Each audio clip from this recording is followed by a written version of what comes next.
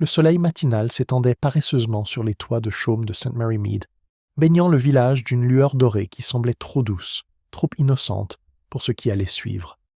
Les oiseaux gazouillaient dans les haies, les charrettes à lait s'entrechoquèrent dans les ruelles, et à l'orée du jardin du presbytère, un facteur en uniforme impeccablement repassé sifflait, en glissant des enveloppes dans la boîte aux lettres rouge vif. C'était, de la vie générale, une matinée de printemps ordinaire. Ordinaire, enfin, jusqu'à ce que Mme Hartnell découvre la lettre. Elle revenait de l'épicerie du village avec un panier de carottes et un chou particulièrement fin lorsqu'elle s'arrêta près de la boîte aux lettres. Le coin d'une enveloppe dépassait légèrement, comme glissé à la hâte. Mme Hartnell, toujours curieuse, regarda de plus près. L'enveloppe était couleur crème, l'écriture nette et précise, avec un léger parfum de lavande qui s'y accrochait. Elle l'aurait complètement ignoré si elle n'avait pas remarqué par hasard que les mots griffonnés au recto n'étaient pas une adresse, mais un simple nom, meurtrier. Lorsque le facteur est revenu dans l'après-midi, la lettre avait disparu. Le lendemain, l'affaire tourna à plein régime au village. Les ragots prospéraient à St. Mary Mead comme le lierre grimpé au mur, s'infiltrant dans tous les recoins, s'accrochant à chaque oreille. À l'auberge du Sanglier Bleu, Mme Price Ridley déclara qu'il s'agissait d'un canular, probablement l'œuvre d'écoliers. Le vieux major Pettigrew, cependant, bomba le torse et affirma que cela sentait le chantage, tout en refusant de dire comment il était parvenu à une telle certitude. Mais c'était Miss Jane Marple, assise tranquillement près de sa fenêtre, son tricot, qui écoutait avec le plus d'attention. Son esprit se tournait, non vers des farces enfantines ou des menaces futiles, mais vers les particularités du comportement humain. Qui avait écrit une telle lettre? Pourquoi la déposer dans une boîte aux lettres publiques? Et surtout, qui l'avait récupérée avant qu'elle ne soit distribuée? La réponse est arrivée plus tôt que prévu. Ce soir-là, alors que le crépuscule tombait et que les premières lueurs des lampadaires éclairaient les chaumières. Un cri retentit près de la boîte aux lettres. Les villageois se précipitèrent sur les lieux et trouvèrent sur M. Léonard Atwell, avocat de profession et connu pour ses manières sévères, affalé contre le portail en bois, le visage pâle, les lèvres teintées de bleu. Dans sa main, serrée si fort qu'il fallut l'arracher, se trouvait la même enveloppe couleur crème. En une demi-heure, le médecin a déclaré son décès. La lettre, une fois ouverte, ne contenait pas une accusation, mais une ligne d'une simplicité effrayante. « Tu vas payer ce soir pour ce que tu as fait. » À l'arrivée de l'inspecteur Cray de la police du comté, le village bourdonnait de spéculations. Des rumeurs de dettes, de jalousie et de scandales oubliés depuis longtemps fusaient. Chaque villageois avait son opinion, et chacune était aussi sûre d'elle-même qu'erronée. Miss Marple, cependant, ne dit pas un mot. Elle se pencha légèrement pour récupérer un morceau de papier parfumé à la lavande qui avait flotté près de la boîte aux lettres dans la brise du soir. Avec un léger sourire, elle le glissa dans son sac à tricot. Le village pourrait être horrifié. L'inspecteur pourrait fanfaronner. Mais Jane Marple l'avait déjà vu. Un crime est rarement une affaire d'acte évident. Il s'agit de motivations subtiles, de petites trahisons, de secrets que les gens portent en eux, même dans un endroit aussi calme que St. Mary Mead. Et avec une lettre empoisonnée dans une boîte aux lettres, ces secrets étaient sur le point d'être révélés. La nouvelle de la mort subie de Léonard Atwell se répandit dans St. Mary Mead à une vitesse comparable à celle du courrier du matin. À l'aube du lendemain, toutes les cuisines du village bourdonnaient de spéculations. Les bouilloires sifflaient, les tasses tintaient et les murmures circulaient d'un voisin à l'autre, tels des moineaux agités. Ce qui n'était au départ qu'une curiosité feutrée se transforma rapidement en un concert de théories, toutes plus sûres les unes que les autres. À l'auberge du Sanglier Bleu, les habitués tenaient leur cours dans leur coin habituel, leur voix portant aussi fort que l'odeur de la bière. Le major Pettigrew, encore rouge de son cognac matinal, déclara d'un ton autoritaire que la lettre prouvait un chantage. Il se pencha en avant, sa moustache militaire hérissée, et expliqua à son auditoire captif que de telles choses étaient bien plus courantes que ne le pensaient les simples villageois. Il prétendait avoir vu des cas similaires à l'étranger, bien que personne ne se souvienne précisément où ni quand le major avait franchi les limites du comté pour la dernière fois. Madame Price Ridley ricana à cette déclaration, remarquant que si l'on examinait les affaires de M. Atwell, on pourrait y trouver des dettes ou des ennemis plus proches. Ces paroles, aussi tranchantes qu'une aiguille, lancèrent dans l'air la promesse d'un scandale. À l'autre bout du village, Madame Hartnell était tout aussi occupée à donner son avis. Elle raconta à qui voulait l'entendre qu'elle avait vu la lettre elle-même avant sa disparition. Avec une délectation qu'elle tentait à peine de dissimuler, elle raconta comment le mot « meurtrier » était inscrit en gras sur l'enveloppe. « Clair comme le jour, je vous l'assure », insista-t-elle, levant ses mains tachées de choux comme pour prêter serment. Le fait que son chou ait été loué pour sa taille la veille au matin même conférait à son témoignage, à ses yeux, une crédibilité accrue. Rares étaient ceux qui osaient la contredire avec trop de force, car la langue de Madame Hartnell était une arme que peu de villageois se donnaient la peine d'utiliser au combat. Pendant ce temps, la maison Atwell avait tiré ses rideaux et fermé ses portes au public. La veuve de Léonard Atwell, Clara, était, disait-on, en état de choc, même si certains murmuraient qu'elle paraissait plus sereine qu'on ne l'aurait cru d'une épouse en deuil. La servante, une jeune fille timide prénommée Russe, avait été aperçue portant des seaux d'eau, les mains tremblantes, comme si elle craignait que les murs de la maison ne se retournent contre elle. Une veuve de notaire sans enfant, ni famille proche, était vouée à l'échec et au ragot du village, et Clara Atwell ne faisait pas exception. L'inspecteur Cray, ayant établi son quartier général provisoire à l'auberge, tenta de mettre de l'ordre dans le chaos. Il marchait d'un pas déterminé, son carnet flottant dans une main, comme si sa seule présence pouvait révéler la vérité. Il interrogea le facteur qui déclara n'avoir rien vu d'inhabituel en dehors de la lettre manquante. Il interrogea Madame Hartnell, qui réussit à transformer son récit en un monologue d'une demi-heure sur son devoir civique. Lorsqu'il eut terminé avec elle, il semblait avoir préféré le calme d'un champ de bataille. Miss Marple, bien sûr, demeurait sereine au milieu de la tempête. Elle avait pris sa place habituelle près du jardin du presbytère, ses aiguilles à tricoter cliquetant doucement, tandis qu'elle écoutait le tourbillon de voix autour d'elle. Elle ne cherchait jamais à diriger la conversation, mais ses demandes discrètes pour savoir si Madame Price Ridley pensait que Léonard Atwell avait beaucoup d'amis, ou si le major Pettigrew se souvenait précisément de la dernière fois qu'il lui avait parlé, apportèrent des informations plus utiles que les fanfaronnades de l'inspecteur Cray. On remarquait rarement combien il révélait au cours d'une conversation informelle. On prenait le regard doux et les questions posées de Miss Marple pour une curiosité innocente, sans se douter que chaque mot était soigneusement enfoui dans les replis de sa mémoire. Les théories des villageois s'élaboraient à chaque récit. Certains suggéraient qu'Atwell avait des ennemis liés à son métier d'avocat, des clients mécontents ou des rivaux rancuniers. D'autres murmuraient sur l'existence d'un scandale personnel, d'une liaison ou d'une trahison qu'il valait mieux taire. Quelques-uns évoquaient même des forces plus obscures, comme si le papier parfumé à la lavande portait en lui une malédiction fantomatique. La nature humaine, pensait Miss Marple, avait une remarquable tendance à transformer le tissu le plus simple en tapisserie la plus élaborée. Le vicaire, M. Clément, tente d'apaiser la rumeur lors de son thé avec Mademoiselle Marple. Il déclara qu'il était inconvenant de tirer des conclusions hâtives avant d'être au courant des faits. Sa femme, cependant, ne put s'empêcher de raconter comment elle avait vu M. Atwell engager une discussion animée avec un inconnu devant le bureau de poste. Elle décrivit l'homme comme grand, brun et impatient. Les détails étaient vagues, mais ils alimentèrent les spéculations. Mademoiselle Marple hocha poliment la tête, tout en considérant qu'on ne pouvait pas tirer de conclusions hâtives des seules apparences. Le monde était peuplé d'hommes grands et impatients. Le soir, le village était plongé dans une fascination nerveuse.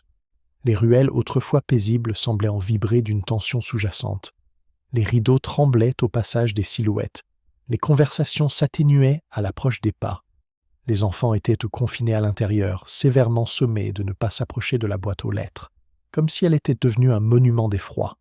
Le facteur, autrefois si joyeux dans ses fonctions, livrait désormais ses lettres d'un regard furtif par-dessus son épaule. Miss Marple observait tout cela.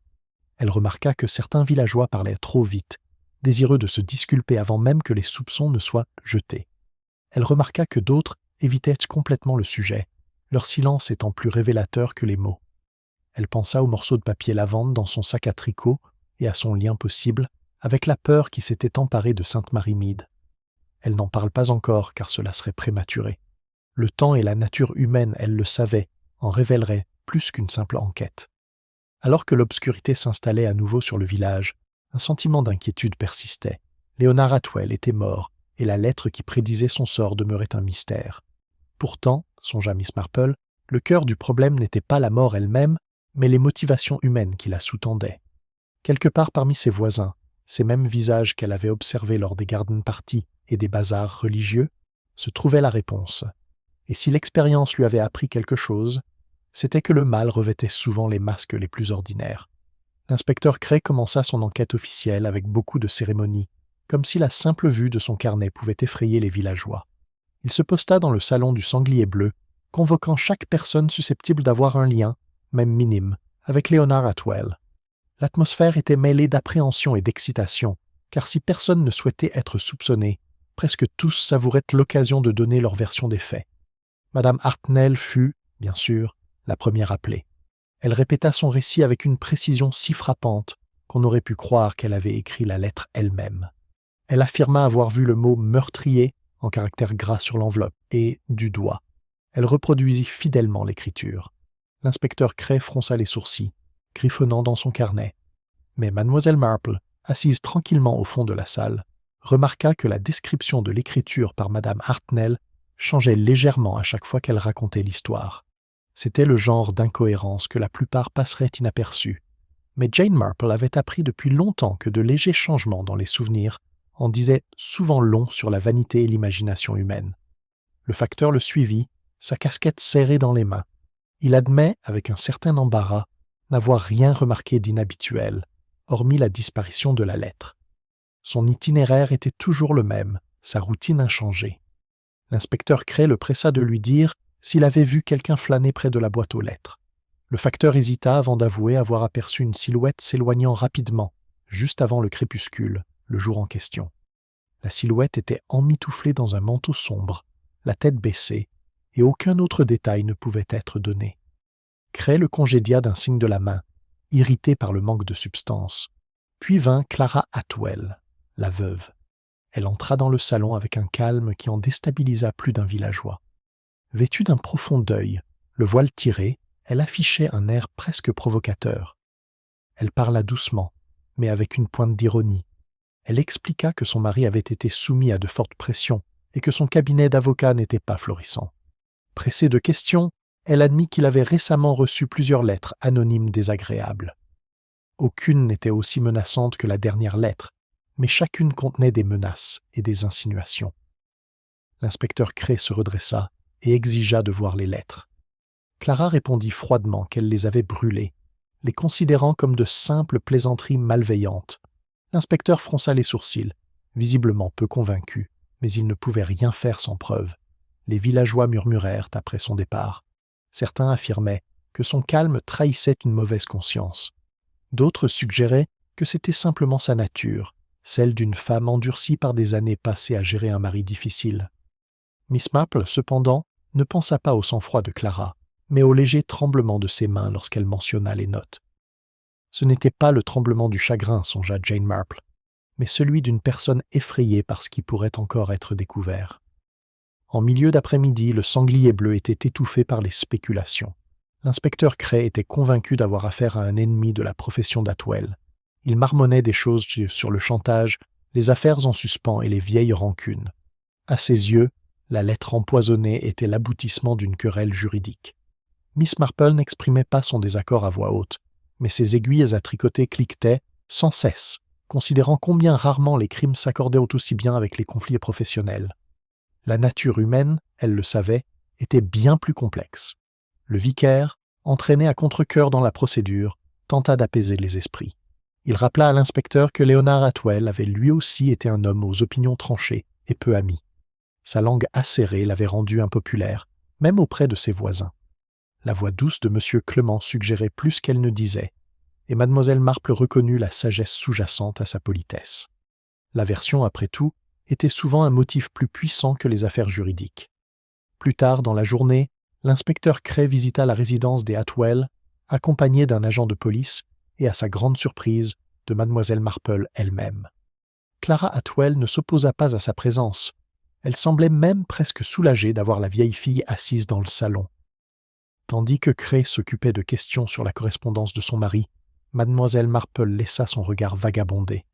Elle remarqua le rangement ordonné des livres sur l'étagère, l'absence de photographie sur la cheminée et le léger parfum de lavande qui flottait encore dans l'air. Lorsque son tricot glissa de ses genoux, elle se pencha pour le récupérer et aperçut un morceau de papier sous le pied du canapé. Elle le glissa discrètement dans son sac sans faire de remarque. Ruth, la servante, fut également interrogée. Pâle et nerveuse, elle balbutiait avoir entendu des voix s'élever de colère 2 nuits avant la mort de M. Atwell. Elle ne put identifier le visiteur car elle avait eu trop peur pour s'approcher. L'inspecteur Cray la pressa vivement, mais la pauvre fille se contenta de se tordre les mains et répéta n'avoir entendu que des bribes de mots comme argent, trahison et justice. Miss Marple, qui écoutait de son coin, trouva la peur de Ruth plus révélatrice que ses paroles. La peur, songea-t-elle, était rarement aussi vive, sauf en cas de bonne raison. Le soir, l'inspecteur revint à l'auberge avec ses notes.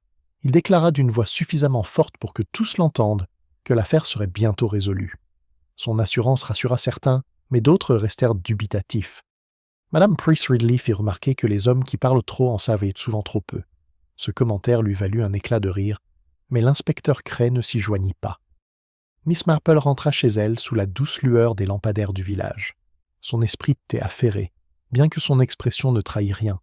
Elle pensa aux mains tremblantes de Clara Atwell, aux fragments murmurés par Ruth, au papier parfumé à la lavande dans son sac à tricot. Elle pensa aussi à l'empressement des villageois, à se soupçonner les uns les autres, comme si la culpabilité pouvait être chassée simplement en la rejetant ailleurs. Elle savait qu'il n'en était rien. Le mal, avait-elle, maintes fois observé, ne se cachait pas toujours dans l'ombre. Il s'asseyait souvent à la même table à thé, souriait sur le même banc d'église et glissait des lettres dans les boîtes aux lettres, quand personne ne le regardait. Cette nuit-là, tandis que le village dormait d'un sommeil agité, Miss Marple déposa le morceau de papier qu'elle avait trouvé sur son bureau. Il portait une infime trace d'écriture, comme arrachée à une note plus longue. Les mots étaient rares, mais suffisants pour réveiller ses pensées. La vérité le fera.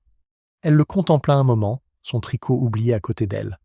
L'inspecteur pouvait bien chercher des preuves de querelles et de dettes, mais Jane Marple savait que le cœur du problème ne résidait pas dans les documents, mais dans la fragilité de la nature humaine. Quelque part parmi les villageois se cachait une histoire à moitié enfouie, un secret tissé dans la vie quotidienne, attendant le bon moment pour refaire surface. Le lendemain matin, tandis que les cloches de l'église sonnèrent dans le village, Miss Marple résolut de mener sa propre enquête discrète. Elle ne confronterait pas, n'accuserait pas.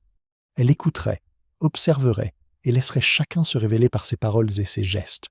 Car, d'après son expérience, la vérité avait rarement besoin d'être révélée au grand jour. Elle avait tendance à s'échapper d'elle-même, pour peu qu'on ait la patience d'observer et d'attendre. Les jours suivants à St. Mary Mead n'apportèrent guère de répit aux spéculations. Loin de diminuer, l'appétit du village pour les ragots s'accrut, et avec lui, les soupçons commencèrent à se porter sur certains noms. L'inspecteur Cray, toujours désireux de démontrer ses progrès, décida que réduire sa liste de suspects rassurerait à la fois ses supérieurs et les villageois agités.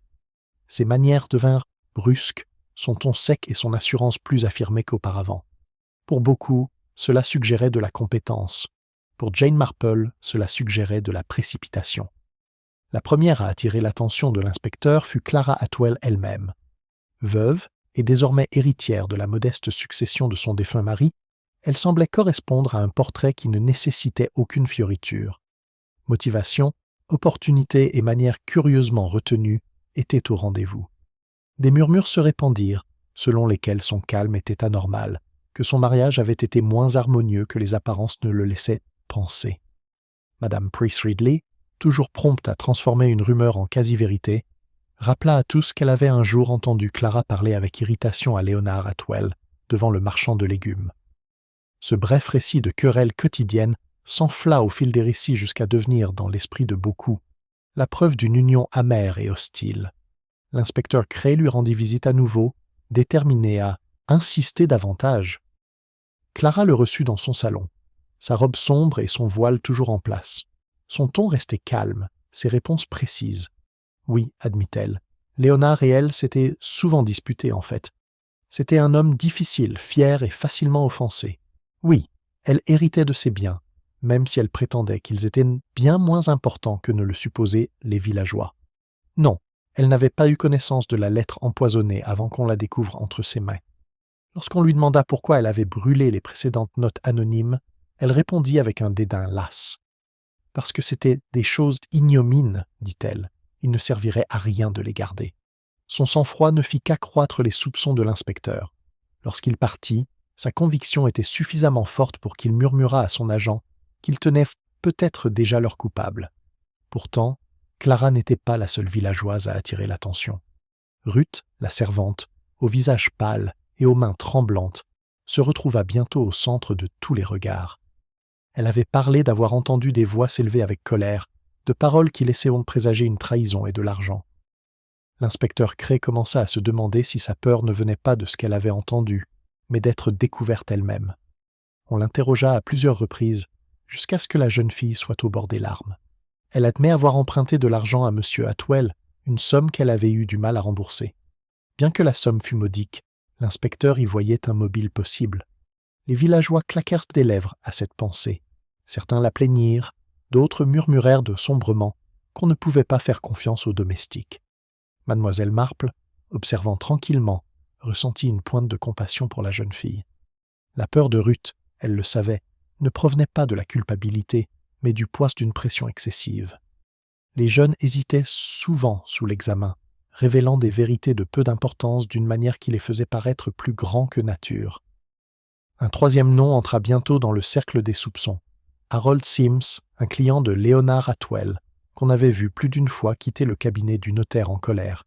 Sims était un fermier au caractère têtu, connu pour sa rancune indescriptible. Interrogé, il avoua ouvertement mépriser Atwell. Cet homme, affirmait-il, avait mal géré un litige foncier qui lui avait coûté cher. Sa voix s'éleva tandis qu'il parlait, les poings serrés. « Il m'a ruiné » déclara Sims, le visage rouge de colère. L'inspecteur Cray, profitant de cet étalage, murmura à son agent que, peut-être, il y avait un homme capable d'écrire une telle lettre avec une véritable rancune au cœur. Les villageois, apprenant la nouvelle, acquiescèrent rapidement. Après tout, Harold Sims avait le tempérament, le mobile et l'opportunité.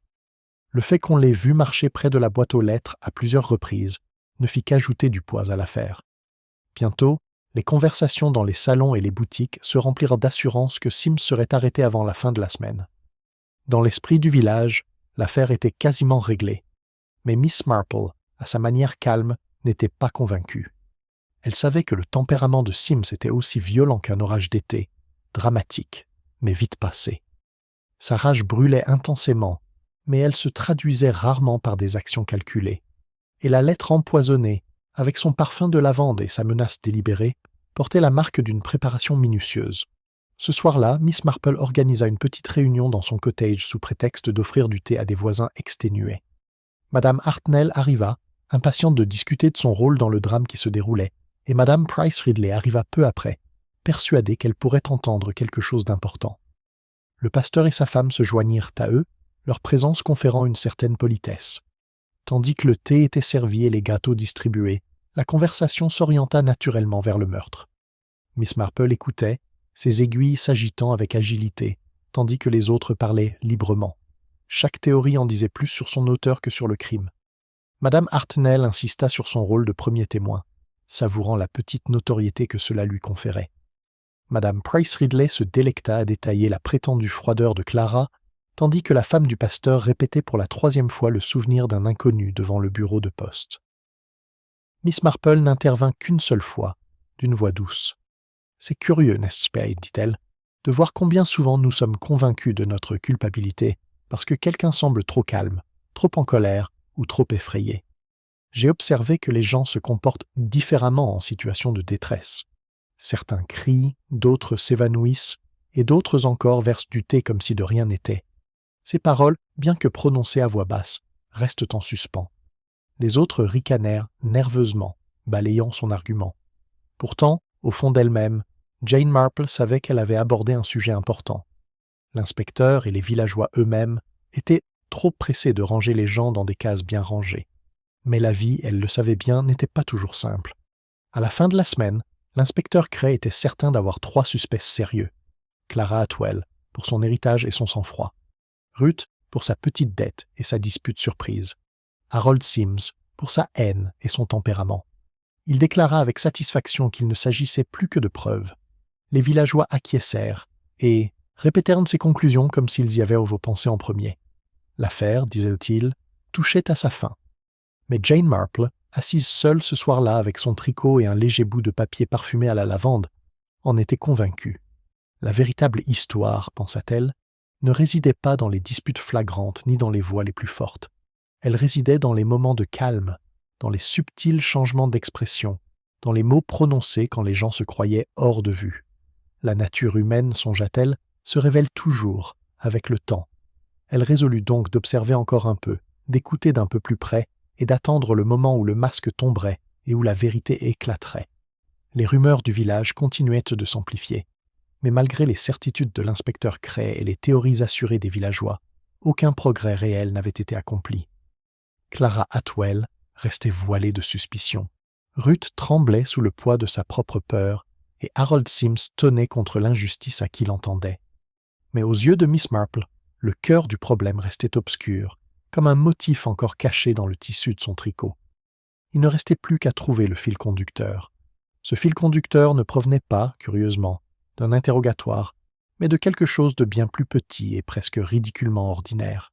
C'était en milieu de matinée lorsque Miss Marple, traversant le chemin du village avec son panier, s'arrêta près de la boîte aux lettres. La peinture rouge brillait au soleil, mais son regard se porta vers un morceau de terre, juste à côté du portail où Léonard Atwell avait été retrouvé. Là, à moitié caché dans l'herbe, se trouvait un petit morceau de ruban. Il était violet pâle et légèrement parfumé. Miss Marple se pencha lentement, ses mouvements inaperçus aux passants, et le glissa dans son panier. Elle repensa à l'odeur de lavande qu'elle avait remarquée sur la lettre empoisonnée et sur le papier trouvé chez les Atwell. La lavande, songea-t-elle, était un parfum très apprécié des femmes d'une certaine génération, mais pas, se souvenait-elle, de Clara Atwell, qui préférait les senteurs plus fortes. C'était un détail que la plupart négligeraient, mais Miss Marple ne négligeait jamais ce genre de choses. Le même après-midi, elle assista à une petite réunion au presbytère. L'épouse du pasteur, désireuse de se rendre utile, avait invité plusieurs voisins sous prétexte de préparer des fleurs pour la messe du dimanche. Le thé fut servi, les conversations allèrent bon train, et tandis que les mains s'activaient à décorer les fleurs et les vases, les langues se délièrent. Madame Hartnell raconta une fois de plus sa découverte de la lettre, agrémentant chaque récit d'un plus grand drame.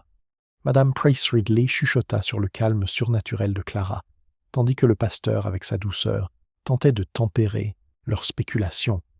Mademoiselle Marple, avec ses aiguilles à tricoter scintillant doucement à la lumière de la lampe, contribua peu, mais observa beaucoup. Lorsque Madame Price Ridley se pencha en avant, ajustant le ruban violet à son poignet d'un air distrait, le regard de Jane Marple s'attarda un instant de plus que la courtoisie ne l'exigeait. Plus tard, tandis que les invités partaient, Miss Marple retourna au ruban dans son panier. Sa teinte s'accordait presque parfaitement avec la garniture de Madame Price Ridley. Une coïncidence, peut-être. Pourtant, les coïncidences étaient dangereuses dans un travail de détective. Trop souvent, elles masquaient des liens que l'on préférait ne pas voir. Pendant ce temps, l'inspecteur Cray s'impatientait. Il convoqua de nouveau Harold Sims, l'interrogeant si vigoureusement que le fermier en ressortit rouge de colère et bredouillant, jurant de ne plus jamais approcher le sanglier bleu. Il pressa Ruth jusqu'à ce que la pauvre fille fonde en larmes, affirmant ne rien savoir de plus.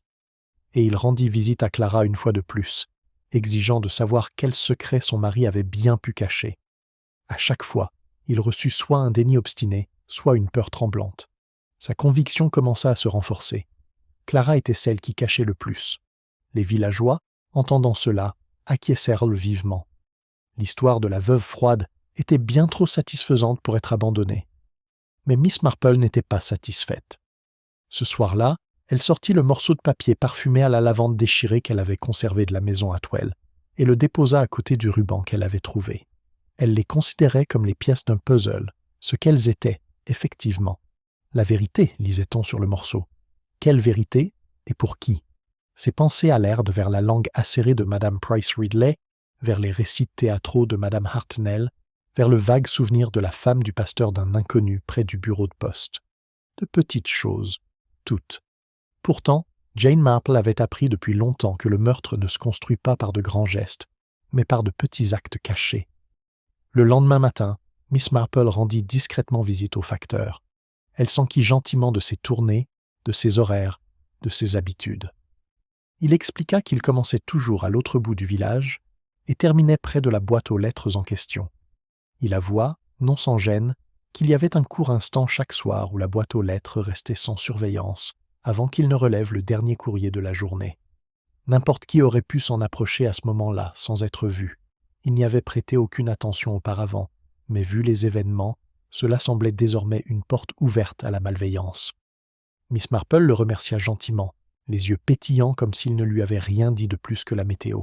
Mais, intérieurement, elle songea combien un tel intervalle aurait été commode pour quelqu'un qui projetait un geste dramatique avec une lettre empoisonnée. Les jours suivants, la routine de Miss Marple resta apparemment inchangée. Elle soignait ses rosiers, faisait les boutiques et allait à l'église comme d'habitude. Pourtant, tout en écoutant, elle observait, elle tricotait. Elle remarqua que Ruth se recroquevillait chaque fois que Madame Price Ridley passait devant elle, comme si elle craignait une censure tacite. Elle observa le soin avec lequel Clara Atwell évitait les rassemblements mondains, un repli sur soi qui ne faisait qu'alimenter les soupçons. Et elle écouta avec une attention particulière quand Harold Sims, de sa voix tonitruante, jurait son innocence à maintes reprises, comme si le volume sonore pouvait compenser l'absence de preuves.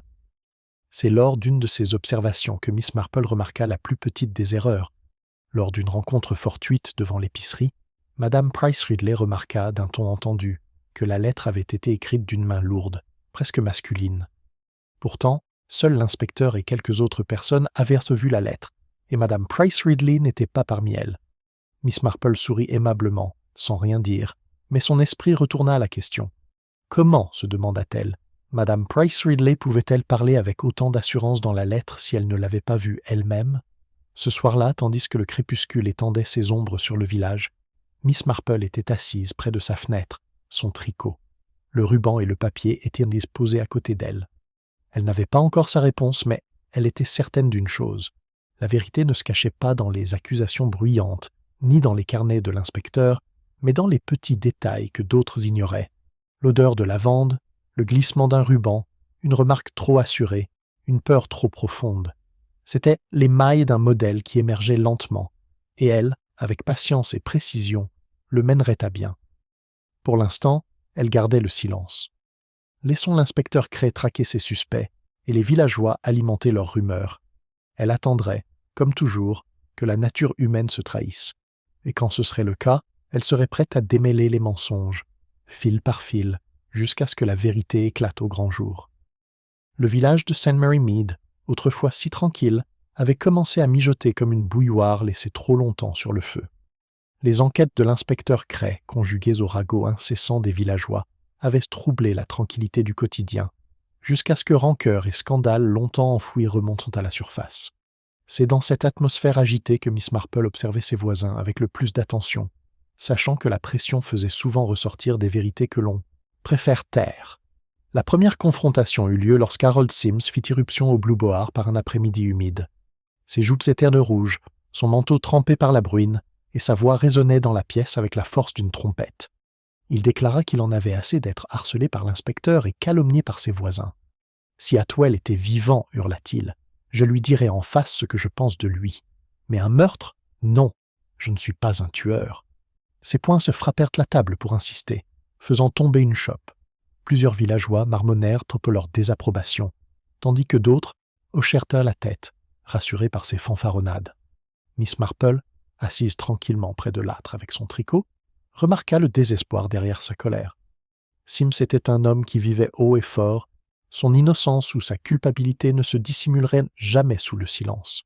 Son éclat même lui suggéra qu'il n'était pas du genre à comploter du poison et à écrire des lettres parfumées à la lavande. Le secret suivant, révélé par la suite, provenait d'un tout autre horizon. Ruth, la servante des Atwell, pâlissait de jour en jour. Ses mains tremblantes et ses yeux baissés trahissaient un malaise qu'elle ne pouvait plus contenir. Finalement, coincée par Madame Hartnell devant la boulangerie, elle fondit en larmes et avoua que M. Atwell avait menacé de la renvoyer peu avant sa mort. Elle avait égaré un document important, du moins c'est ce qu'elle prétendait, et il l'avait qualifiée de négligente et de peu fiable. Madame Hartnell ne perdit pas de temps à répéter cette histoire, l'enjolivant jusqu'à suggérer que Ruth était non seulement au bord du renvoi, mais au bord de la ruine. La réputation de la pauvre fille, fragile comme du verre filé, se brisa encore davantage sous le poids de ces murmures. Miss Marple, entendant ce récit, secoua doucement la tête.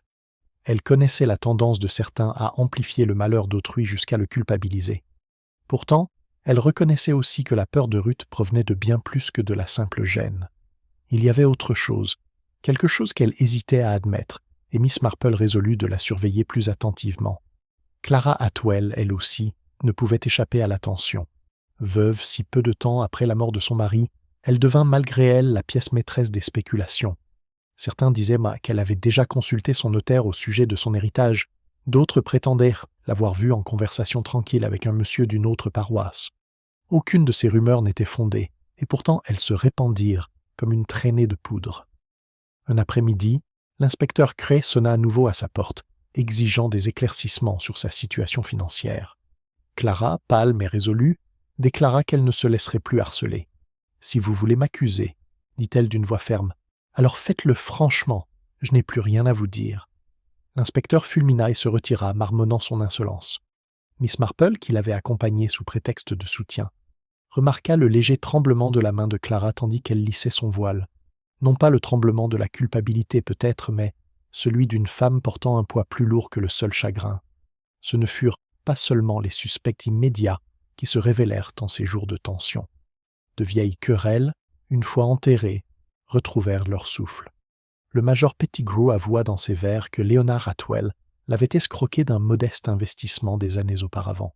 Il déclara avec amertume qu'Atwell n'était qu'un serpent déguisé en gentleman. Madame Price Ridley murmura à qui voulait l'entendre qu'elle avait un jour vu Léonard s'enfuir du portail du jardin d'une certaine jeune veuve à la faveur de l'obscurité.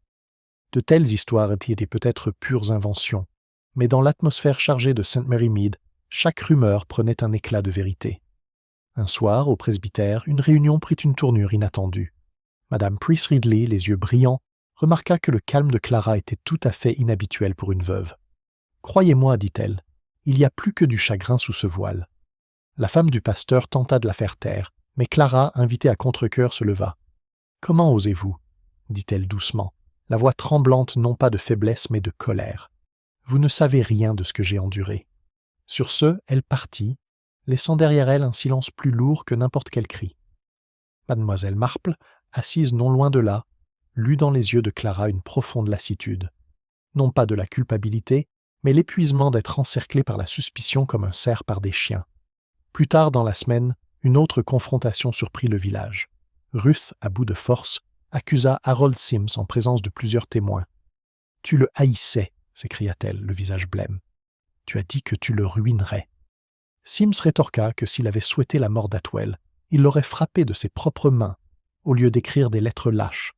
La querelle attira la moitié du village, qui savoura le spectacle tout en secouant la tête. Miss Marple, observant depuis le bord, repensa au ruban lavande qu'elle possédait.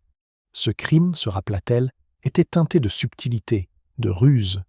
Ni le tonnerre de Sims ni les tremblements de Ruth ne semblaient correspondre à ce schéma. Au fil de ces confrontations, un point se précisa dans l'esprit de Miss Marple. La lettre empoisonnée avait été conçue pour créer un drame, semer la peur et tromper. Son auteur comprenait l'appétit des villageois pour les ragots, leur empressement à sauter sur les soupçons. Ce n'était pas l'œuvre d'un imprudent, ni d'un homme, brisé par la peur. C'était l'œuvre de quelqu'un qui connaissait parfaitement la nature humaine et qui s'en servait comme d'une arme. Un soir, à la tombée de la nuit, Miss Marple était assise près de sa fenêtre, son tricot posé sur ses genoux. Elle considérait le ruban, le papier parfumé et la remarque insouciante de Madame Price Ridley à propos de l'écriture. Les confrontations avaient révélé colère, peur et amertume, mais pas encore la méchanceté sereine qu'elle recherchait. Pourtant, le masque tomberait. C'était toujours le cas. Et Jane Marple, avec sa douce patience, serait là pour le constater. Le village avait commencé à s'installer dans un rythme de suspicion. Chaque jour apportait de nouveaux murmures, de vieilles rancunes ravivées et de nouveaux ragots brodés sur la tapisserie de la mort de Leonard Atwell. Pourtant, même les ragots, trop répétés, finissent par s'émousser. Les gens commençaient à se lasser des mêmes accusations, des mêmes querelles passionnées entre Harold Sims et Ruth, des mêmes regards noirs lancés à Clara Atwell. L'affaire semblait vouée à stagner, l'inspecteur Cray encerclant les mêmes suspects comme un chien qui se traîne la queue. Mais alors que la fatigue menaçait d'étouffer l'appétit du village pour le drame, un autre rebondissement les ramena à une excitation haletante. Tout commença par un matin gris et pluvieux. Le facteur, un pauvre type, découvrit une fois de plus quelque chose d'inhabituel. Dans la boîte aux lettres même qui avait déclenché toute cette histoire, se trouvait une autre enveloppe. Celle-ci, contrairement à la première, ne portait aucun parfum de lavande, ni aucune écriture élégante. Au contraire, elle était écrite d'un gribouillage hâtif, l'encre tachée comme si l'auteur avait été pressé ou agité.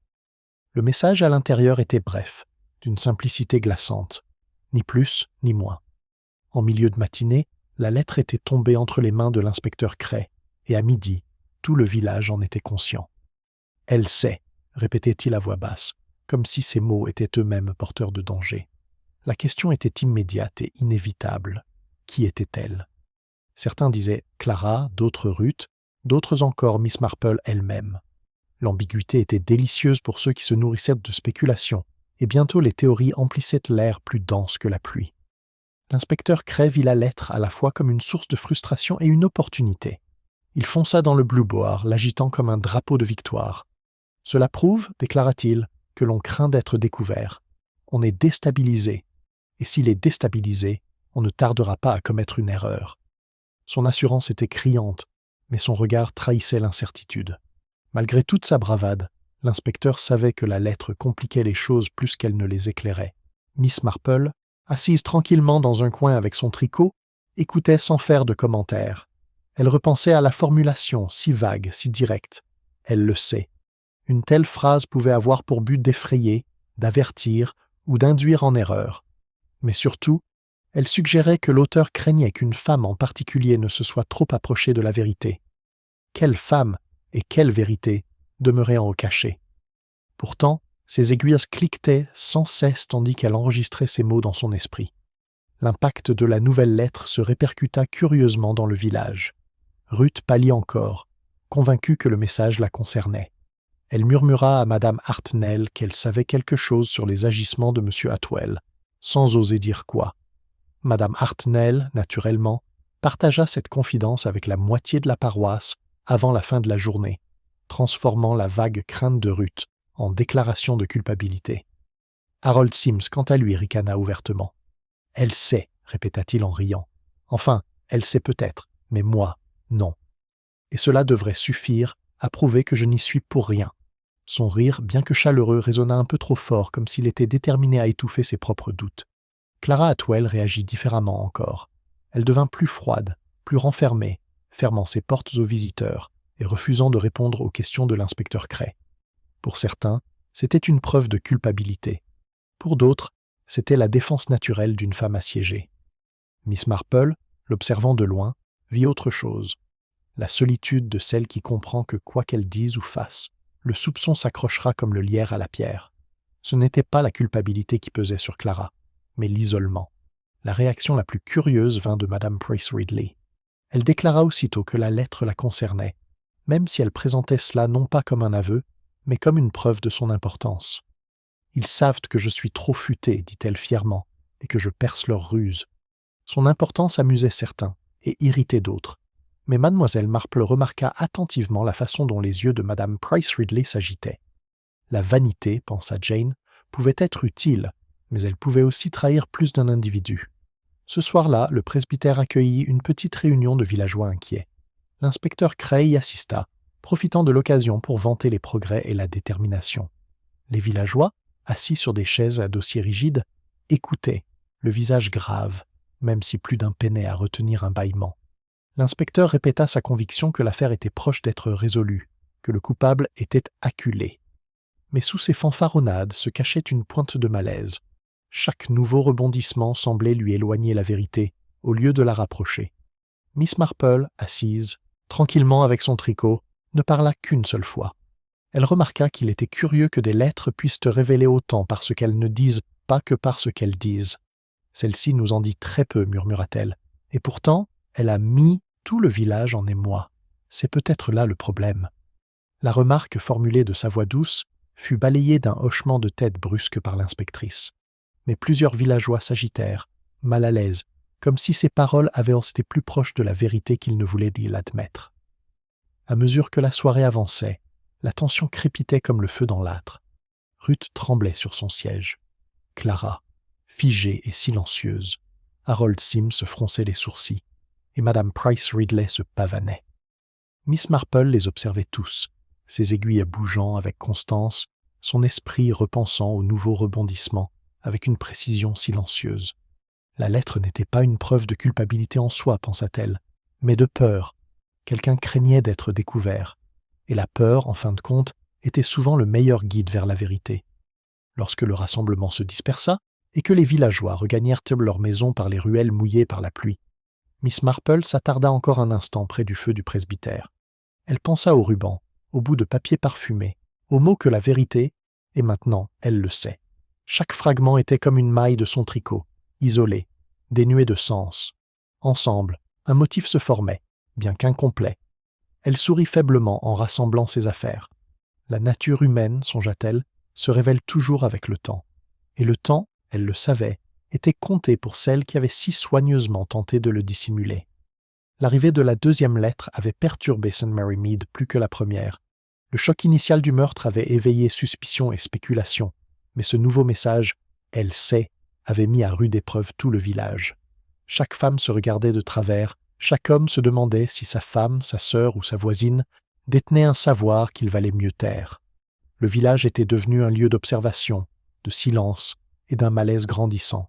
Pour Miss Marple, le moment était venu de se lancer dans une épreuve silencieuse.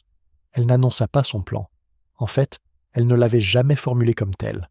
Au lieu de cela, elle continua ses visites et ses conversations habituelles, au même rythme tranquille de thé, de tricot et de bavardage. Mais derrière ses manières aimables, rien ne manquait à son regard. Elle comptait remuer l'eau juste assez pour voir ce qui nageait sous la surface. Sa première démarche fut d'aller voir Ruth, la servante. La jeune fille ouvrit la porte du cottage, les yeux rouges, les mains irritées par le nettoyage. Miss Marple, feignant de s'inquiéter pour la santé de Ruth, la persuada de prendre une tasse de thé. Tandis que la vapeur montait entre elles, Jane fit doucement remarquer que cela devait être très effrayant de servir dans une maison touchée par la tragédie. Ruth hocha la tête d'un air malheureux, avouant qu'elle dormait à peine. Miss Marple laissa le silence s'éterniser, puis observa avec douceur. Et savoir pourquoi on n'ose pas en parler, ça doit être encore plus dur.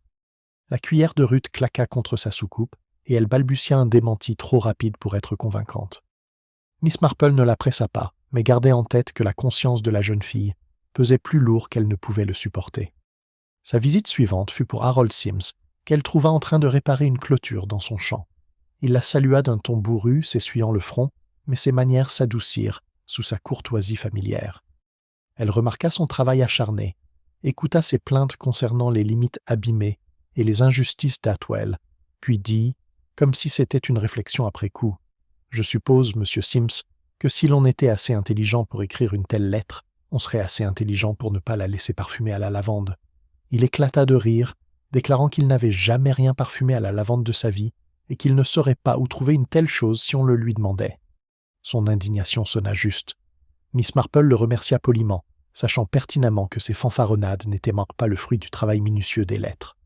Clara Atwell était une autre histoire. Lorsque Jane lui rendit visite, la veuve l'accueillit avec le même calme que d'habitude, malgré ses yeux cernés par le manque de sommeil. Elles étaient assises ensemble dans le salon faiblement éclairé, l'horloge tic-tacant doucement. Miss Marple ne posa pas de questions directes. Elle évoqua plutôt la solitude du veuvage, le poids du soupçon. Clara écouta en silence, le visage indéchiffrable. Une seule fois, elle se trahit, lorsque Miss Marple mentionna la deuxième lettre. La main de Clara serra son mouchoir jusqu'à en déchirer la dentelle. « Une autre » murmura-t-elle, la voix légèrement tremblante. « Pourquoi ne me laisse-t-il pas tranquille ?» Jane lui tapota doucement la main, murmurant un réconfort. Mais au fond d'elle-même, elle nota la réaction. Clara craignait quelque chose. Non pas une révélation, peut-être, mais le jugement impitoyable de ses voisins. L'épreuve la plus délicate fut celle de Madame Price Ridley. Miss Marple l'invita à prendre le thé un après-midi, lui offrant un gâteau aux graines et une chaise confortable près du feu. Elles parlèrent d'abord de petits détails, du jardin, du temps, de la fête religieuse à venir. Puis Jane observa nonchalamment. « C'est intéressant, n'est-ce pas, comme on distingue vite l'écriture d'un homme de celle d'une femme, une écriture si audacieuse sur cette lettre, presque masculine. » Les yeux de Madame Price Ridley vacillèrent, et elle laissa échapper un petit rire, trop aigu, trop cassant. « Oui, je suppose, » dit-elle précipitamment. Mais le regard de Miss Marple s'attarda sur le ruban violet à son poignet, identique à celui qu'elle avait trouvé près de la boîte aux lettres. Ce n'était pas une preuve, pas encore, mais c'était la réaction la plus forte qu'elle ait jamais vue. La vanité l'avait déjà trahie une fois, et elle pourrait bien la trahir à nouveau. Tandis que ces tests discrets se déroulaient, l'inspecteur Cray recourait à des tactiques plus audacieuses. Il questionnait, menaçait et exigeait, convaincu que la seule pression suffirait à obtenir des aveux. Les villageois admirèrent sa vigueur, mais Miss Marple savait que son approche ne faisait que semer la confusion là où la clarté était nécessaire. La nature humaine ne se laisse pas intimider. Elle se révèle dans les moments d'insouciance, d'orgueil, de peur, et ces moments ne pouvaient être observés que par quelqu'un qui semblait trop inoffensif pour les remarquer. Ce soir-là, Miss Marple était assise près de sa fenêtre, la deuxième lettre sur ses genoux. Elle relut les mots « Elle sait » et repensa à chaque réaction dont elle avait été témoin. Le déni tremblant de Ruth, le rire indigné d'Harold, le mouchoir déchiré de Clara, le rire cassant de Madame Price Ridley. Le motif n'était pas encore complet, mais les pièces s'alignaient. Elle pouvait presque entrevoir la forme de la vérité, même si le point final n'était pas encore fait. L'épreuve, décida-t-elle, n'était pas terminée. Elle devait pousser un peu plus loin, non pas avec des accusations, mais avec quelque chose de plus subtil. Une question posée en passant, une remarque destinée à piquer l'orgueil, un silence suffisamment long pour troubler. Quelque part parmi ses voisins se trouvait la vérité, tapie comme un chat dans l'ombre. Et Jane Marple, avec sa patience discrète, comptait bien la faire éclater au grand jour. Alors que les cloches de l'église sonnaient en l'heure, Miss Marple posa la lettre et reprit son tricot. Ses mains s'agitaient avec assurance, son esprit plus vif que n'importe quelle aiguille. Elle savait que le temps pressait. Ceux qui avaient tué Leonard Atwell avaient pris des précautions, mais la peur commençait à les ronger. La seconde lettre le prouva. Il ne restait plus qu'à attendre le faux pas fatal, le simple mot ou le geste imprudent qui trahirait le meurtrier une fois pour toutes. Et Miss Marple, comme toujours, serait prête à le voir arriver. Le village s'éveilla sous un dimanche agité, les cloches de l'église Sainte-Marie-Made sonnant avec une insistance solennelle qui semblait faire écho à la tension ambiante. L'assistance était plus nombreuse que d'habitude. Les villageois se pressèrent sur les bancs, non seulement par devoir, mais aussi par curiosité. Des murmures filaient entre les versets des cantiques, des regards se posèrent sur la silhouette voilée de Clara Atwell, et plus d'un regard s'attarda sur Ruth, pâle et tremblante, assise, les mains jointes. Même Harold Sims, qui s'occupait rarement de l'église, avait trouvé un siège au fond, les larges épaules voûtées comme s'il se préparait à un coup. Le meurtre, les lettres, la peur planait sur la congrégation comme un nuage d'orage qui ne voulait pas se dissiper. Après la cérémonie, l'inspecteur Cray rassembla les principaux personnages dans le salon du presbytère. Son attitude était empreinte de l'assurance d'un homme certain d'être sur le point de triompher. Clara Atwell, assise dans un coin, raide, agrippait son tablier de ses mains crispées.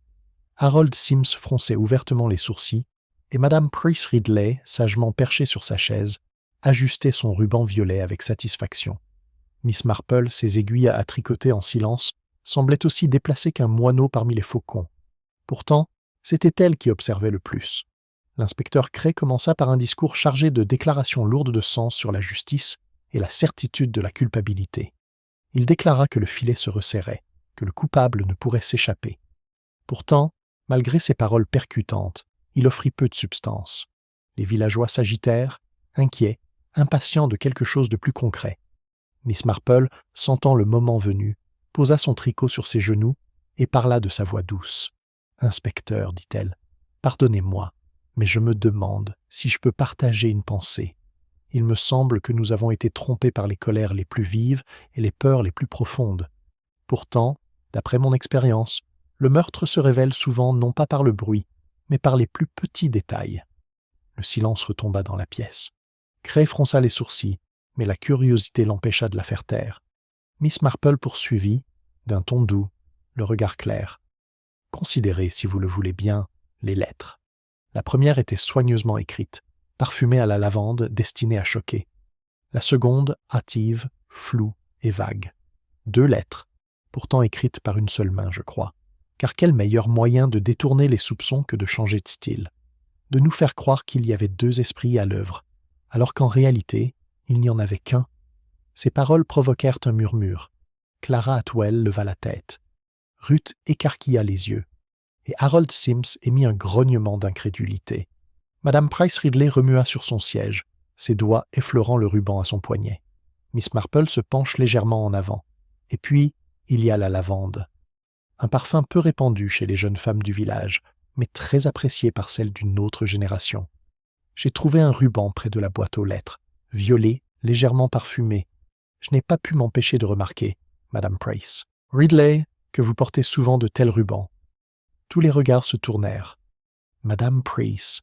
Ridley laissa échapper un petit rire, les joues rouges. Tiens, beaucoup de femmes portent des rubans, dit-elle. Ça ne veut rien dire.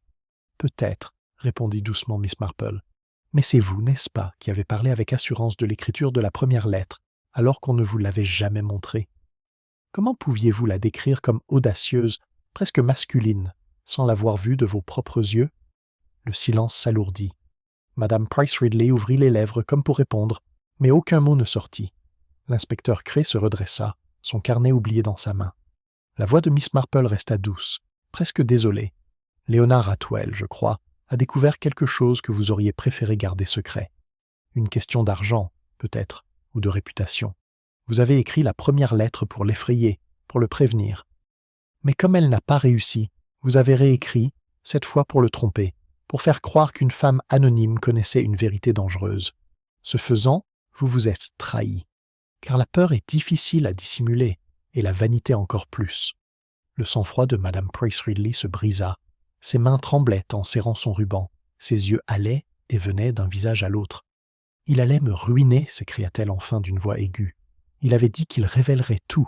Ma famille aurait été déshonorée, ma vie détruite. Je voulais seulement l'effrayer, l'arrêter.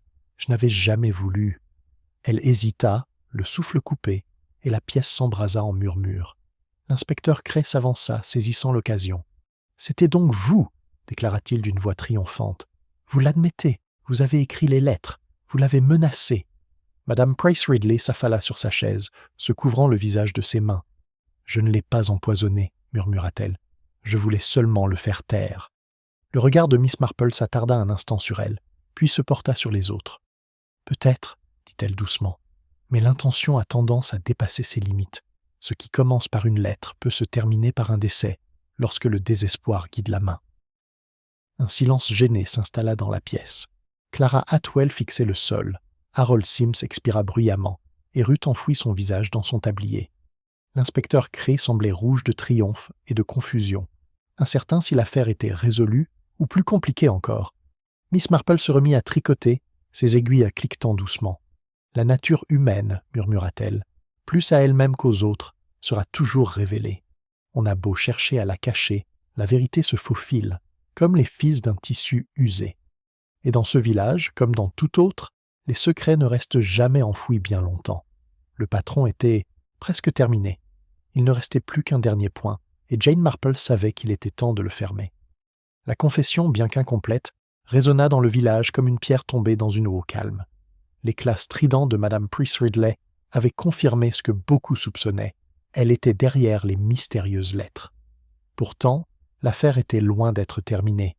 Léonard Atwell était toujours mort, empoisonné par des moyens inconnus, et la faible affirmation selon laquelle elle n'avait jamais voulu que cela arrive laissait l'inspecteur inquiet et les villageois insatisfaits. Une lettre pouvait être expliquée par une folie ou une méchanceté, mais un meurtre était une affaire plus sombre.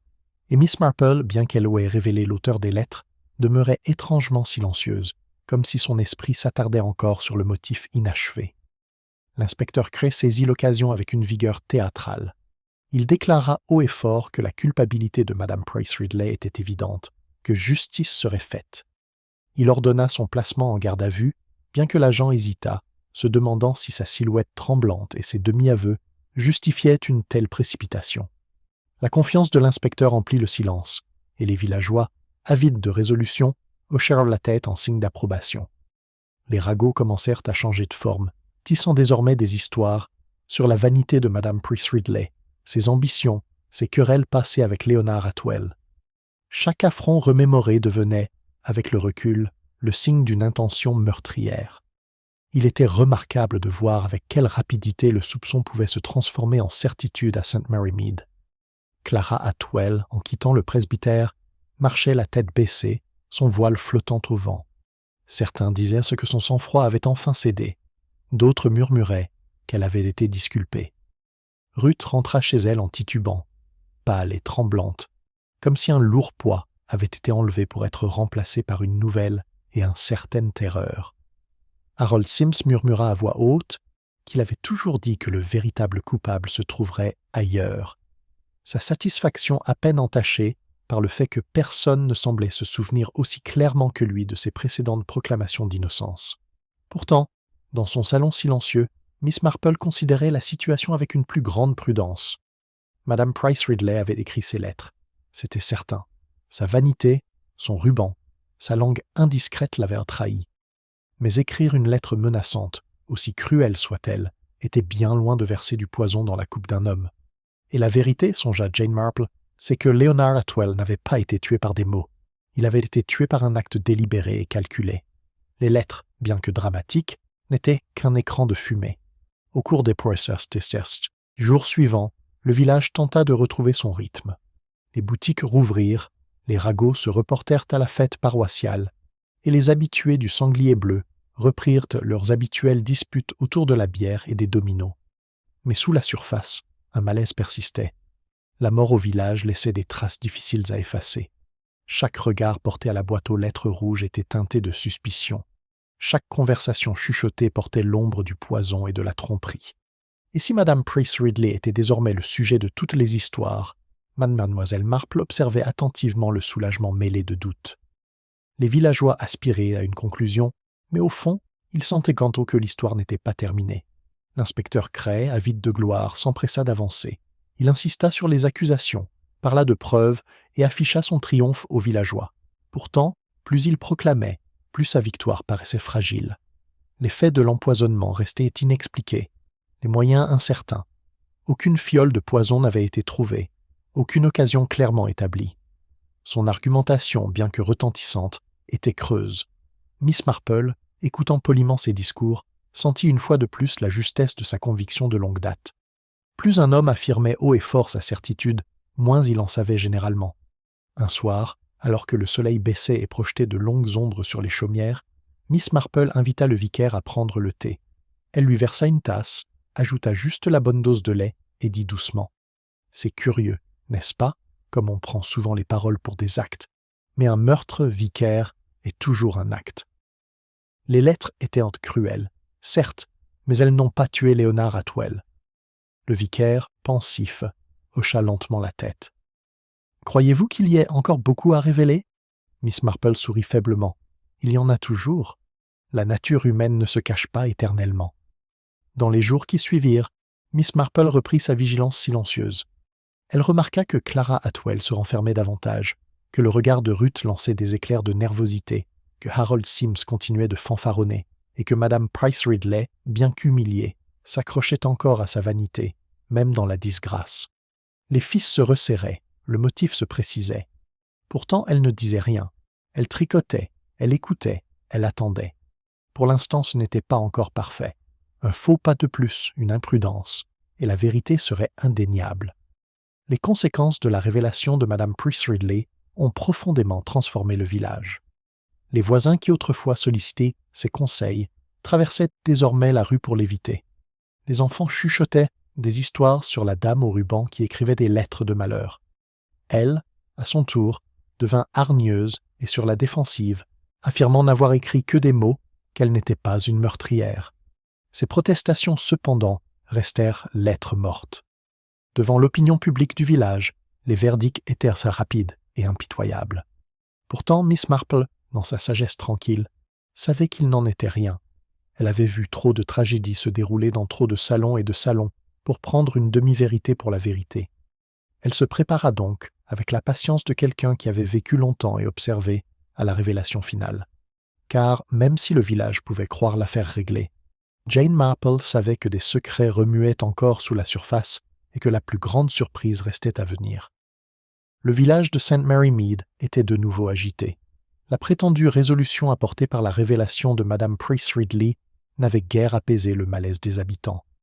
Des murmures circulaient encore à travers les haies et les tables des salons, et malgré l'assurance de l'inspecteur Cray, les villageois savaient instinctivement que quelque chose clochait.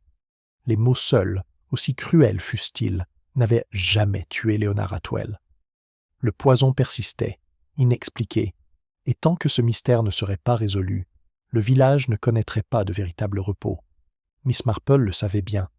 Elle avait observé les jours qui avaient suivi la confession se dérouler avec une patience tranquille, notant les petits signes, la façon dont Clara Atwell évitait toute compagnie, la façon dont Ruth pouvait à peine passer devant la boîte aux lettres, sans se signer, la façon dont Harold Sims devenait de plus en plus rouge dans ses protestations d'innocence. Pourtant, ce n'étaient pas ces manifestations extérieures qui la préoccupaient. C'était le silence serein de ceux qui se croyaient passer inaperçus qui retenait son attention. Le silence, elle le savait, pouvait être aussi révélateur que les mots. C'est avec une prudence délibérée qu'elle proposa une réunion au presbytère. Le pasteur, bien que réticent à accueillir sous son toit d'autres voisins querelleurs, accepta lorsque Miss Marple lui expliqua gentiment que cela pourrait mettre fin au trouble. Parfois, dit-elle avec sa douceur habituelle, les gens en disent long plus lorsqu'ils sont ensemble qu'ils ne l'admettraient jamais seuls. Le pasteur, bien que perplexe, se fit à son jugement. Des avis furent discrètement distribués et, en fin d'après-midi, un petit groupe se rassembla dans le salon. L'atmosphère était lourde d'attente. Clara Atwell était assise, raide, près de la fenêtre, son voile baissé, le visage pâle. Ruth, nerveuse, perchée au bord d'une chaise, tordait un mouchoir jusqu'à ce qu'il ne reste plus qu'un nœud froissé. Harold Sims se tenait près de l'art, les bras croisés, l'air renfrogné, comme s'il mettait quiconque au défi de l'accuser à nouveau. Madame Price Ridley, bien qu'encore sous le choc de son exposition, avait insisté pour être présente, déterminée à se défendre davantage si nécessaire. L'inspecteur, flairant l'occasion de consolider son triomphe, prit une position dominante près de la table, carnet à la main, et dans un coin, toujours aussi discrète, était assise Miss Marple, ses aiguilleuses à tricoter claquant doucement, le regard bienveillant mais perçant. L'inspecteur Cray commença par une déclaration. « Nous sommes ici pour confirmer ce qui a déjà été établi. Madame Price Ridley a écrit les lettres. Cela est incontestable. Il reste, dit-il d'une voix enflée, à déterminer comment Leonard Atwell a été empoisonné, et je vous assure que la réponse est proche. » Il regarda autour de lui, comme s'il mettait le coupable au défi de s'avancer volontairement. Personne ne dit mot. Le silence s'éternisa, rompu seulement par le faible cliquetis des aiguilles de Miss Marple. Finalement, elle posa son tricot. « Inspecteur, dit-elle doucement, je pourrais peut-être faire une petite observation. Je crains que nous n'ayons examiné les lettres comme si elles expliquaient le crime. En réalité, elles n'étaient destinées qu'à nous en distraire. Le meurtre lui-même était bien plus simple et bien plus proche de nous. » L'inspectrice fronça les sourcils, mais lui fit signe avec impatience de continuer. Les villageois se penchèrent en avant, leur curiosité s'aiguisant comme une lame. Le regard de Miss Marple se posa sur Clara Atwell. « Votre mari, madame, était un homme aux habitudes strictes. Il prenait son verre du soir à la même heure chaque soir, n'est-ce pas ?» Clara hocha faiblement la tête, les doigts crispés sur son voile. « Et c'est vous, bien sûr, qui le lui versiez. » La pièce s'agita, mal à l'aise. Clara entr'ouvrit les lèvres, mais aucun mot ne sortit. Miss Marple continua d'un ton toujours doux, presque compatissant. « Vous ne lui portiez aucun amour, c'est évident. Il vous maltraitait, vous méprisait et vous laissait peu de joie. Pourtant, vous n'êtes pas une femme insensée. Vous sauriez qu'une dispute ouverte ne ferait qu'éveiller les soupçons sur vous. » Le voile de Clara trembla. Elle commença, puis se tut. Tous les regards se tournèrent vers elle. Miss Marple se tourna légèrement, s'adressant à l'assemblée. Les lettres étaient écrites pour détourner les soupçons, pour nous mettre en garde contre des voisins querelleurs et des domestiques insensés. Mais l'empoisonnement avait été commis dans la sécurité de la maison Atwell, par quelqu'un d'assez bien placé, quelqu'un capable de glisser une poudre dans un verre sans se faire remarquer. Le ruban, le parfum de lavande, tout cela n'était que broutilles, destinées à semer la confusion. La véritable arme résidait dans la patience et la proximité. L'inspecteur se raidit. « Vous voulez dire oui, dit Miss Marple sans quitter Clara des yeux. C'était vous, Madame Atwell. Vous n'avez pas écrit ces lettres, mais vous vous en êtes emparée pour dissimuler votre acte. Vous avez placé le poison dans le verre de votre mari, sachant que son corps porterait la responsabilité ailleurs. Et lorsque les lettres apparurent, vous avez vu comment elles éloignaient les soupçons. Vous avez brûlé les notes précédentes non pas pour le protéger, mais pour dissimuler la durée du supplice. » Un halètement parcourut la pièce. Ruth laissa tomber son mouchoir. Harold Sims jura à voix basse. et Madame Price Ridley la fixa, stupéfaite, sa propre culpabilité éclipsée. Clara Atwell perdit enfin son sang-froid. Elle se releva lentement, son voile se détachant, révélant des yeux cernés d'épuisement. « Il m'aurait détruite », murmura-t-elle d'une voix brisée. « Il tenait chaque centime, chaque décision, chaque instant de ma vie entre ses mains. Je ne pourrais pas supporter une année de plus, un jour de plus. » Ces mots résonnèrent lourdement, non pas criés, mais résignés, comme le dernier coup de cloche. L'inspecteur Cray, dont le triomphe avait été tempéré par ce revirement inattendu, se redressa avec autorité. « C'est dit. Madame Atwell, vous êtes en état d'arrestation. » Ses paroles étaient fermes, mais son expression trahissait le malaise. Ce n'était pas la victoire qu'il espérait. C'était la sagesse tranquille de Miss Marple, et non ses fanfaronnades qui avaient révélé la vérité. Clara se laissa retomber sur sa chaise, épuisée. Elle ne protesta pas, ne supplia pas. Elle baissa simplement la tête, comme soulagée que le fardeau lui fût enfin enlevé. Les villageois, stupéfaits, chuchotèrent entre eux. La veuve qu'ils avaient plainte, soupçonnée et dont ils avaient été bavardés, était bien la meurtrière. Pourtant, sa culpabilité portait la marque du désespoir plutôt que de la malveillance, et l'espace d'un instant, même les plus critiques d'entre eux ressentirent un pincement de pitié. Miss Marple, ses aiguilles à la main, reprit son tricot. Elle n'ajouta rien. La vérité, après tout, se passait d'embellissement. La nature humaine s'était révélée une fois de plus dans toute sa fragilité et sa folie, et elle, qui en avait tant vu, se contenta d'acquiescer. Le motif était terminé, la dernière maille était nouée. La salle se vida lentement, chaque villageois portant en lui le poids de la révélation. Dehors, les cloches de Sainte-Marie-Mad sonnèrent à nouveau, non pas en signe de célébration, mais en témoignage solennel de la vérité enfin dévoilée. Les jours qui suivirent l'arrestation de Clara Atwell furent étrangement calmes à St. Mary Mead. La tempête de ragots qui faisait rage depuis des semaines semblait enfin s'être apaisée. Les villageois vaquaient à leurs occupations à voix basse, le regard plus réservé, comme s'ils se demandaient s'il était opportun d'évoquer la tragédie si tôt. Même le sanglier bleu, d'ordinaire débordant d'opinions bruyantes, ne communiquait que discrètement. Un silence solennel s'était installé sur le village, comme la poussière après un orage. Madame Price Ridley, bien que soulagée de ne plus être qualifiée de meurtrière, portait elle aussi le fardeau de l'humiliation. Son rôle dans les lettres n'était pas oublié. Les voisins qui autrefois cédèrent à ses propos acerbes l'évitaient et désormais, craignant de devenir la cible de ses écrits malveillants. Elle arpentait les ruelles avec une fierté inébranlable, ses rubans toujours aussi brillants, mais son regard s'éveillait, cherchant une approbation qu'elle ne trouvait plus. Elle était, pensait Miss Marple, une femme punie non par la prison, mais par la perte de l'attention qu'elle désirait tant. Ruth, la servante, retourna à ses tâches avec une impatience tremblante, reconnaissante que la suspicion s'était enfin dissipée. Pourtant, elle n'était plus la même. Son rire, autrefois timide mais prompt, était désormais remplacé par des regards nerveux et un besoin constant d'être rassurée. Elle en avait trop vu, et Miss Marple, l'observant de loin, espérait que le temps et la gentillesse lui redonneraient un peu de confiance. Les jeunes, après tout, étaient de plus fragiles qu'ils n'y paraissaient, et la suspicion pouvait laisser des cicatrices aussi profondes que la culpabilité. Harold Sims reprit presque aussitôt son arrogance, traversant le village d'un pas assuré. Il rappela à qui voulait l'entendre qu'il avait toujours affirmé que le coupable était un autre. Que ses prédictions fussent vagues et contradictoires importait peu. En souvenir de Sainte-Marie Mead, les mots s'adaptaient au présent. Sims savourait son rôle d'homme lésé mais triomphant, même si son triomphe était plus pour lui-même que pour la justice.